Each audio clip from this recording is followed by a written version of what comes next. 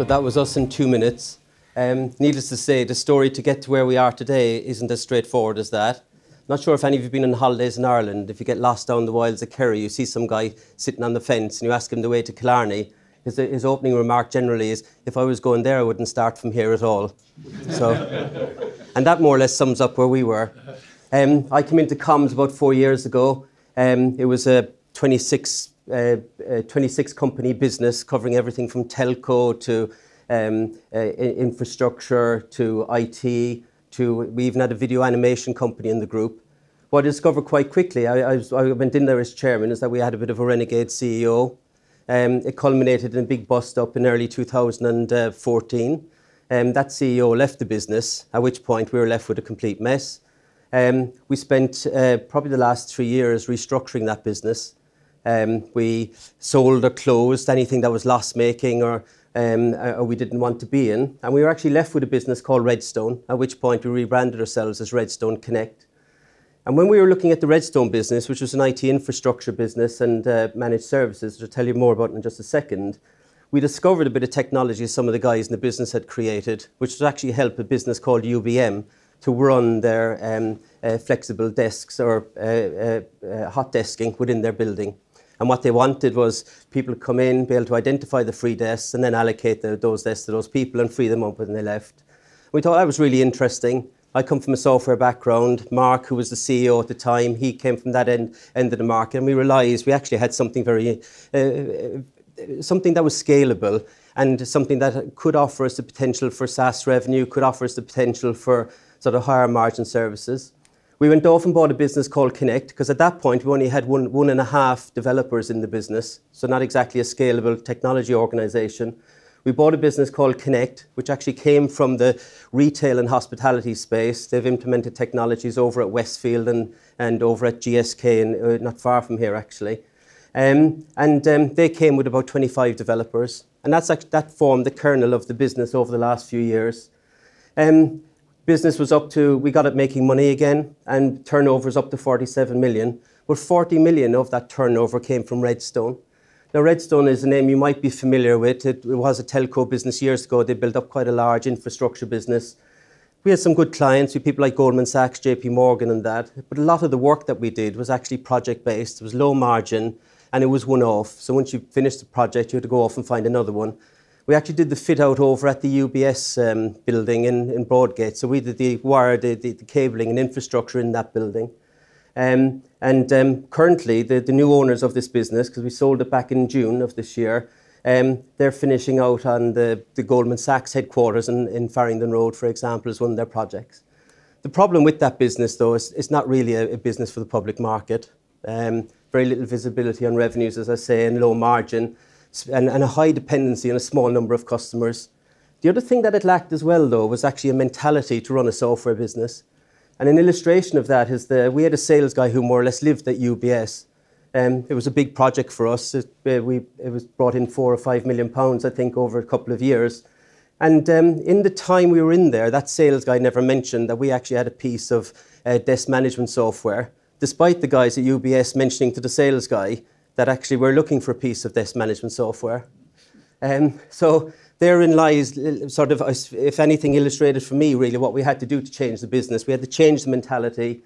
Mark Brond, who was then the CEO, who was very busy with the restructuring of the whole group at the time, acknowledged that. He went and told UBS that we had a bit of desk management software, and we sold our system in there, and a large customer now. We managed about 10,000 desks for UBS, not just in London. We also managed it abroad as well. It was very apparent that we had to do something with the Redstone business, and we finally made the decision last year, is in good enough state to sell it. And we entered into a process at the end of last year, which culminated in the disposal at the end of June this year. And we ended up, I remember sitting in a meeting actually this time last year with some advisors, and they were saying to us about, look, you should really get rid of this business, because it's going to act as an anchor in your value, no matter what you do on the software side. Unless you get shot at this business, you don't have a chance. And I asked in passing what kind of value would I put on that business, and one of them sort of glibly said, oh, if I had 6 million, I'd take it tomorrow and I'd put it into the core business, the software business. We held out and we got 21.6 in the deal that we did eventually. And the plan now is to use that money. We paid down some debt and a few other bits, but what was left then to actually start to build us a credible software business. At that point, we parted company with Mark Brand. Mark did an amazing job through the restructuring. He didn't come from a software background. We looked in the market for a CEO and we had two challenges: finding someone at the right price and finding someone who's relatively available relatively quickly. And in the end, we couldn't find somebody. We had a discussion internally, and I went and I had a chat with the real boss, which is my wife. And I told her in 2011 I was never going to go and work full time again. And I went home and I posed the question very subtly from behind the sofa. She said yes. She could see how passionate I was. She could see how it tied into to my history, running a software business as well as doing this. I'm also chairman over at Dot Digital Group, so I'm fairly familiar with SaaS businesses. And she knew that we had to do something here. The other thing, of course, what it gave us was timing. We could have found someone really good as a CEO, but it might have been on 6 months' notice, another 6 months to get into the business. So we made a big change in July then. I went down as CEO. Guy, who's here, stepped up as chairman. And Mark left the business. We rebranded from Redstone Connect to SmartSpace Software. And we're now a 100% software business, albeit a lot smaller. We're anticipated to do £7 million this year. So we're nothing like what we were before. But what we have is a very credible software business. Basically what we do is, the legacy of our business is in retail and hospitality. So if you have ever been into the premium parking section of Westfield, it's our technology actually opens the barriers and lets you in, and Wave finds you down into the shopping centre. If you go to Milton Keynes next month, it's actually our technology will take you from the car park, and if you download the app, we'll give you all the offers and things like that. In hospitality, if you bought a ticket to the Rugby World Cup the last time it happened, that actually came off a Connect platform. Now, both of those bits of business for us, they're profitable, and we have very little resource tied up in them. We've got only a couple of people on the hospitality side of the business, so it's not like we've got a huge number of employees involved in them. We're not going to kill them, but we're not going to major on them going forward. Our main focus is actually workplace. And as you saw from that video, what we want to do is to help companies to manage and maximize their commercial real estate. Now, what that means in reality is to help them to do everything to manage the entire journey within the business, just like that video illustrated, whether that's managing visitors efficiently, managing meeting rooms, managing desks or whatever. But the whole idea is we're the only people in the market who can give you a fully integrated suite. Now, we work in a market that's broadly known as IWMS, which is Integrated Workplace Management Systems. It's been around for years, but in the past, it was the domain of facilities management. It was never exposed to employees. They would have used it to manage leases and manage maintenance and things like that. Now, there's an interesting segment within the IWMS market, which is the bit that we're into, which is the bit that's really burst out of the woods, as it were, in the last few years, and that's space management. Now, there's a few people who research the market. One of them is a business called Memori. They reckon the space management and analytics market was worth 1.4 billion last year, and they reckon it's going to be worth about 4.6 billion in 2022. And they're looking at, they're estimating compound growth of about 25%. And as you've probably experienced it yourself in your businesses, if you take it, for example, in London right now, a typical desk costs £28,000 a year to run. Now, in the case of UBM, one of those clients I mentioned earlier, when they took our software, they were planning to take 3 floors in their new building in Blackfriars. They ended up only taking 2 floors, and they set us a target originally of getting an average of 1.4 per employees per desk. We've now achieved 1.8 employees per desk. And that's all that is if you're in a sort of flexible work environment, you come in, you look around and see, is there any desks available? Not realizing that there's actually 10 desks in the cluster around the corner you didn't even realize were there. And what we're trying to do then is to help companies surface that. The same happens then with things like meeting rooms, and the same happens, for example, when it comes to wayfinding. So if you go to the GSK campus across the road here, and you log in as a visitor, it's actually our software will guide you to the right building and the right floor and let you know exactly who to see and where you can access facilities and that. Okay, so what we try and do really is bring all of that together. The ultimate manifestation is what was in that employee's hand. Our ultimate aim is to be the business where we connect the employee with their organisation. And because of the app that we deploy, if you're using it to book a meeting room, you're using it to check in your guests, you're using it to book your own desk, why can't you use it to book a cab home if you're working late that night and the preferred provider is Addison Lee? Why can't you use it to check the weather? And if we can pull that off, we've got ourselves a very, very credible business going forward. Type of customers we work with, I've mentioned some of the names there, the STH, who actually have the hospitality contracts for the World Cup. We're just deploying in Centre Milton Keynes at the moment. We've also rolling out a project for THRE in Munich. But on the workplace side, we've obviously got UBM and we've got UBS. And we predominantly operate at two levels in the market. One is enterprise.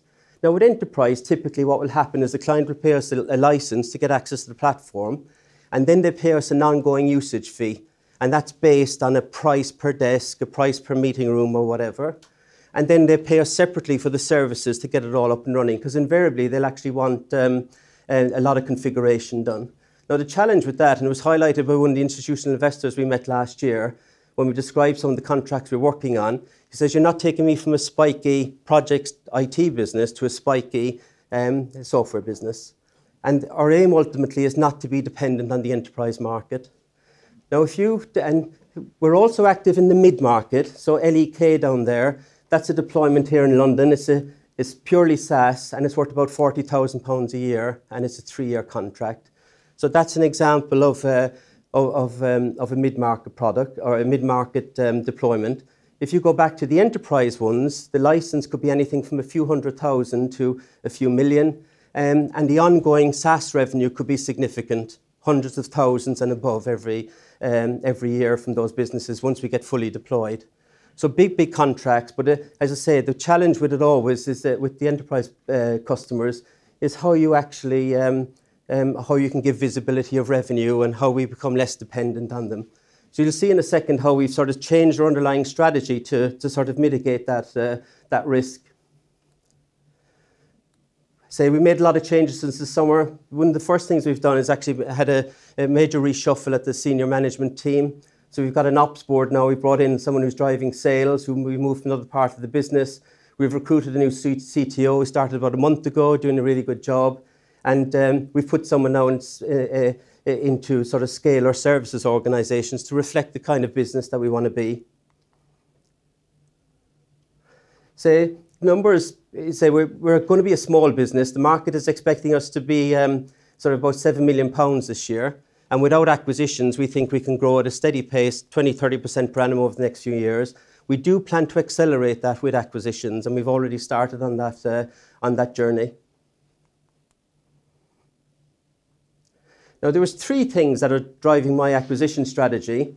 The first one was to bulk us up. We need to be bigger than what we are. And what we're looking at is target companies where they're actually in the same market as us, but maybe their technology is a little bit outdated. And if we were to buy their business and overlay our technology, we'd grow our revenues quite quickly and we'd grow our customer base quite extensively and possibly give us increased geographical reach. We've identified a couple of weaknesses in our product suite. So that was the second sort of cornerstone of our acquisition strategy. One of them was in visitor management. We did visitor management, but we didn't do it on a sort of a rapid deployment approach. Everything was configured for each customer. And we also wanted to improve our analytics side of our offering. So again, we started to look at targets in that space. And the last bit, I think, is quite an important one. And it comes back to this point I was making about about not being dependent on small numbers of big contracts. And I'm really keen for us to be active at the entry level of the market. And by entry level, I don't necessarily mean small businesses. There'll be a lot of businesses that we'll pitch our offering to, and they're not prepared to pay us 3, 4, 5, 10,000 pounds a month for our technology. But if we had an offering that actually came in at hundreds of pounds per month, they would say yes straight away. And there's no one actually going after that market in a concerted effort right now. And it also has the added benefit of giving us protection against the competition. So we made our first acquisition we completed this in October. And so basically SwipedOn is a visitor management solution. It's based in New Zealand. So as convenient it is for me to get to Luton from where I live down in Bromley. So marginally so. But We didn't automatically just go to New Zealand because it was in New Zealand. There was a few targets that we looked at. The one I really wanted to buy was a business called ProxyClick. It's based over in Belgium. The challenge with that was twofold. One is that the boss, or the CEO there, wanted to dance with us for a year, which didn't fit with our timelines to get on with things. And secondly, he'd raised some money earlier this year, an evaluation of 10 million euros for a business that was turning over about, probably about, I think it's about $1 million or $1.5 million euros. So didn't represent a great deal. But the bottom line is that we weren't going to buy at that price. We found a couple of businesses here in the UK. There was one not far from us in Luton. But the challenge, once we looked into it, is they only had 600 customers. Their platform would need to have been rewritten. They hadn't gone into any overseas markets, such as the US or anything like that. And they basically didn't have a team of substance. They had 3 people in the business driving the technology. But they thought their business was worth £5 million. So we said no thanks to that one as well. And so we searched, we obviously did the rounds in the US, and we came across this business in New Zealand called SwipedOn. They've got 19 staff. When we engaged with them, they had just over 2,000 customers. As of this morning, they now have 2,443. So now the beauty of this business, of course, is that we end up with those customers who use our technology across about 3,500 locations around the globe. But the business, if they lose 50 customers this month, it hardly makes a dent on the numbers. It gives us a great robustness in terms of visibility.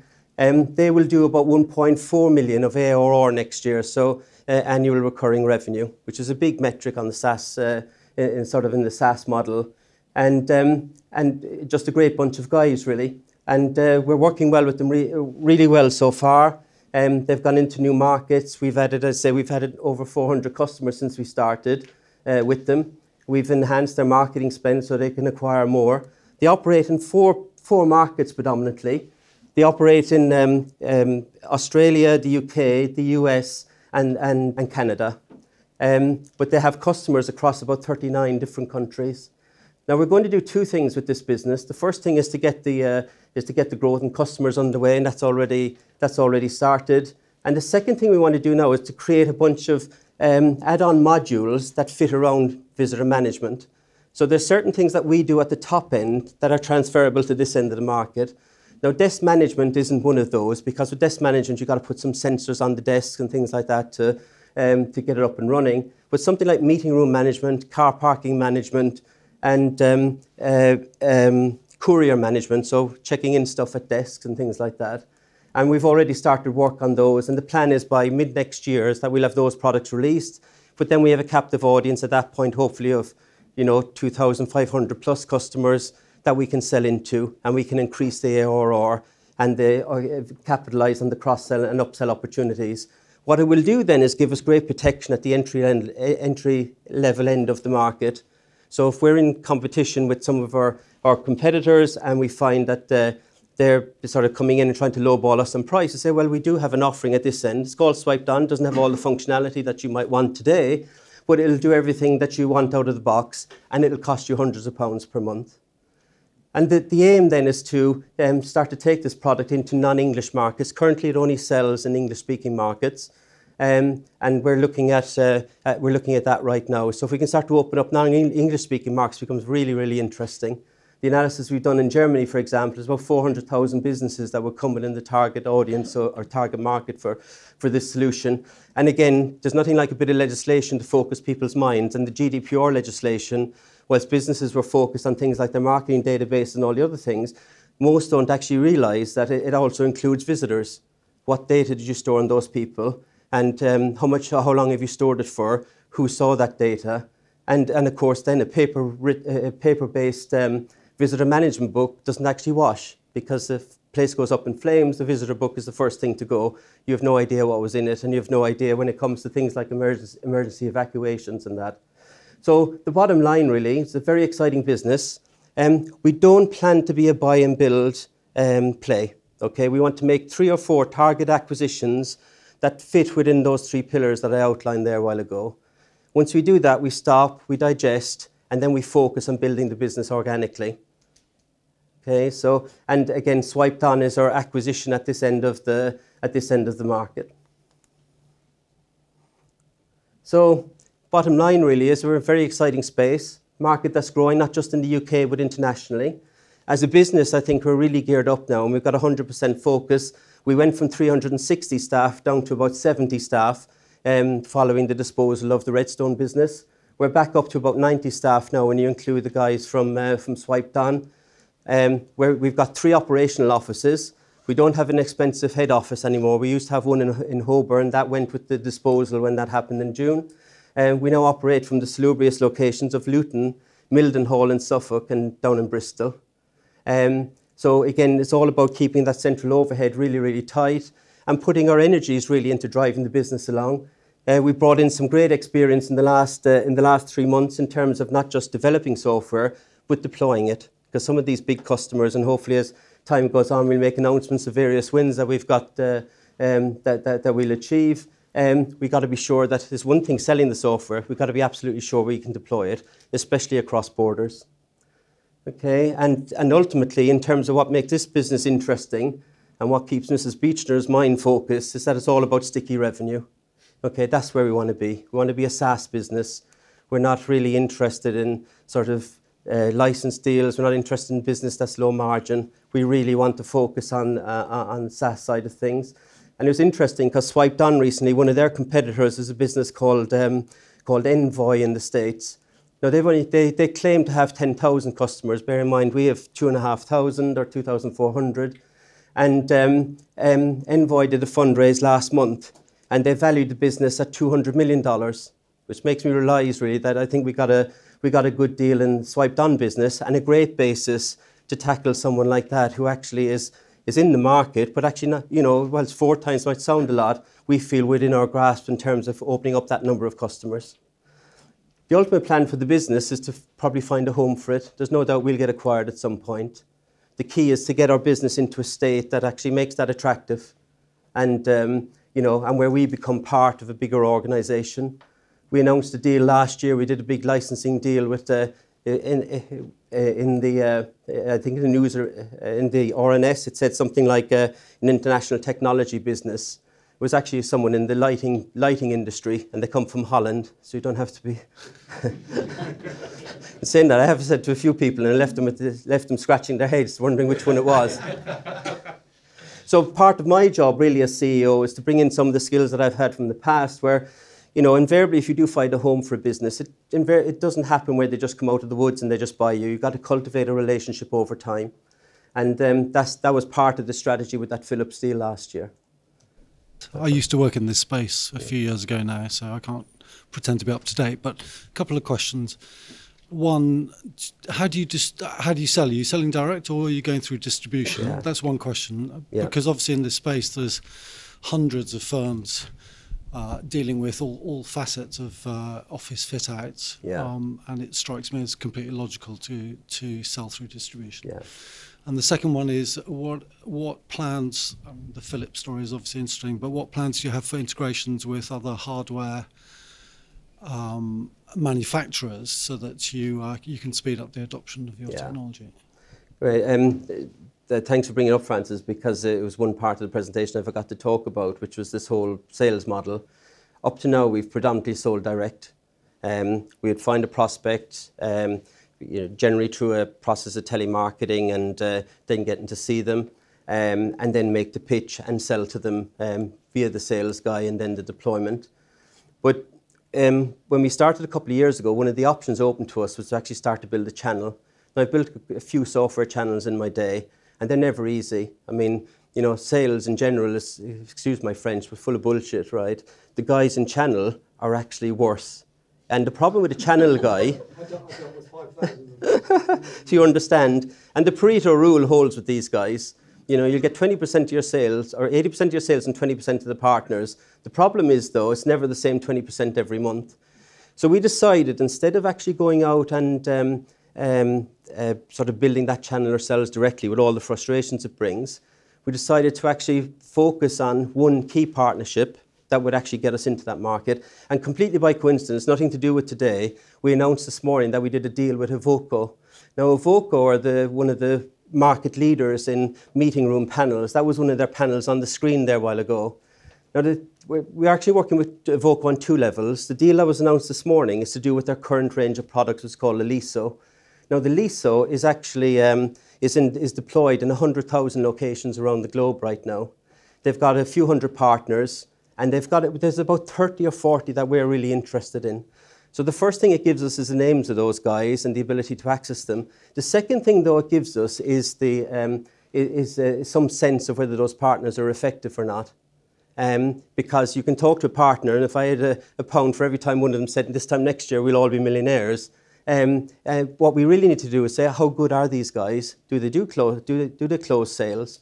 And we know that they do, because we've actually, one of our first deals coming through on the back of this agreement that we just signed is actually coincidentally with the London Borough of Ealing, and that's for 45 meeting rooms. And the nature of that deal is we get €3 per meeting room per month, as long as they use our software. And the deal we've done there then is to create a separate Evoco branded version of our product. And what that does is takes a business who might have 10 of our panels in the building, and you go to the panel and say, I'm now booking this for the day. It moves it onto the desktop and into an app so that the employees can then book that room remotely. So it suddenly takes what is in effect a dumb terminal and makes it very intelligent. And so that channel is really important to us, and we've actually got great hopes for it. And if I look at the pipeline of stuff coming through already, it's brought us into customers, not just here, but overseas, that we would never have ever got to direct. And I would have probably burned through 3 partners for every one successful one if we built the channel directly. And our architecture is all around open API. So we've got a deal going through now with a big ad agency in New York at the moment, and that involves us integrating with a bit of Cisco kit. We haven't pre-configured that, but it's not going to take us 6 months and tie up 10 devs to make it happen. Also, just a somewhat mundane question about management remuneration, how you retain staff, and how deep that option package goes in the business and the hurdle rates. Yeah. One of the first things we did in July, once we made the change, is we rolled out an option program across the whole group. So everybody, including the guy who runs the warehouse in Mildenhall, is now on the option scheme. The bottom line is when you're running a software business, what we're selling ultimately is the intellect of the guys in the business and our ability to turn that into code. We burn it onto a disk or is sitting around in a bunch of electrons in a server farm somewhere. But ultimately, the people are our business. So we wanted to get everybody aligned on that. My option package is based on getting this business to £5 from where we are currently at 90p or whatever. And all the senior management are exactly on the same criteria. So the key really is to keep people aligned. And we built that as well into the deal that we did with the guys down in New Zealand. They took 40% of their consideration in equity. So they've decided to roll quite big. And they had other offers on the table, but they like the vision that we're trying to create and are absolutely adamant that it's an opportunity there. And that plus we nailed our hands to the table as well, but we can talk about that one in public. Next question. Hi, you said there were 2 strands in the nature of the relationship with Evoco, and then I think we got sidetracked. Yeah. The first one was that they've got, I think you said 100,000 implementations around the world at the moment, and then the second strand was... Yeah, the second strand is actually their next generation of product, which is due out next year. Now, the nature of our relationship with them at that point is going to be slightly different to this one, in that a copy of our software will be burned onto the hardware in the factory before it leaves. And we get paid a flat amount for every one that goes. We're obviously in the process of negotiating all of that now and completing it all, and we'll announce in due course. But very different to the current one, which is we've got to make the sale and get it implemented, and then we start getting paid our €3 per room per month. But the second one is actually significant in the sense in terms of scale and size. But we haven't factored into any of our numbers yet. We're still working through it, but it's it's a key part of the whole relationship.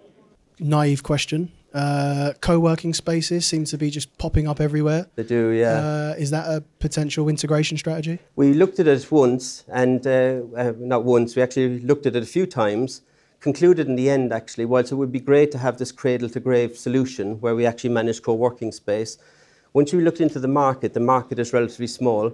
The big guys like WeWork, they've obviously got their own technology already. So what you're after then is the people who want to be WeWork and that. When you look at it, even in the UK, there's about 1,400 potential customers. And when you look at the people in the market, none of them had more than a few hundred customers. So the conclusion we reached, while emotionally it would be great to have it all as part of the whole solution, the conclusion was you know what, we could invest a lot of development effort in it to a market where the overall potential of it was quite limited over time. So we decided to pass on it and focus just on commercial real estate. Very nice, excellent. Thank you.